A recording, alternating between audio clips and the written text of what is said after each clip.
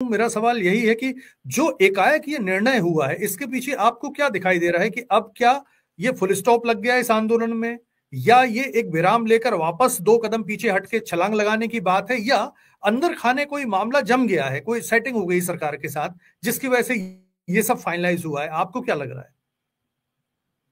देखिए, दो चीजें हैं। पहली चीज तो ये है कि 6 तारीख को शिवराज सिंह चौहान का ट्वीट आता है कि हम जी। 4 मई को किसानों से बातचीत जारी रखेंगे।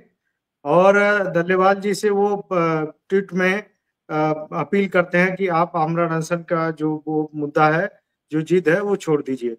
और 7 तारीख को वो सडनली आमरण अनशन खत्म करते हैं। तो इसमें मुझे लगता है कि कहीं ना कहीं केंद्र सरकार में, जैसा कि हम लोग लगातार ये कह रहे हैं कि जो 19 मार्च की बैठक थी, उसमें भी जी। एक किसी मोड़ पे जाकर के दोनों पक्ष सहमत हो गए थे, लेकिन पंजाब सरकार ने खेल बिगाड़ा। अब ये जो निर्णय हुआ है कि 4 मई को बातचीत जारी रखेंगे, 4 मई की बातचीत होगी और बातचीत करेंगे। और उनसे भी कृषि मंत्रालय ने ये साफ किया है कि उन किसानों से भी की जाएगी बात जो शंभू और खनौरी बॉर्डर पे बैठे थे, जिनको पंजाब सरकार ने वहां से हटाया, उनसे भी जी। बातचीत की जाएगी, दूसरे स्टेक होल्डर से भी बातचीत की जाएगी। तो इसमें एक चीज साफ है कि केंद्र सरकार बातचीत करना चाहती है, केंद्र सरकार इसका समाधान निकालना चाहती है। भगवंत मान ने इसको खेल बिगाड़ा, अरविंद केजरीवाल की पार्टी ने खेल बिगाड़ा और रंग में भर डालने की कोशिश की।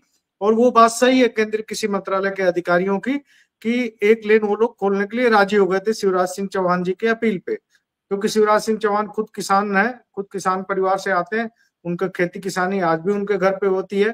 तो उनकी बातों पे वो सहमत हो गए थे और इसमें रंग में भंग डाला। इसने भगवंत मान सरकार ने रंग में भंग जी। डाला।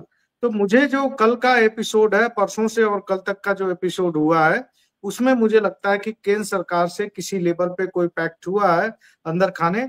और इस तरह से जो 4 मई की बातचीत है वो निर्णायक भी हो सकती है। ये भी हो सकता है कि 4 मई को फुल एंड फाइनल हो जाए, जो कुछ भी केंद्र सरकार को देना है केंद्र सरकार कह दे।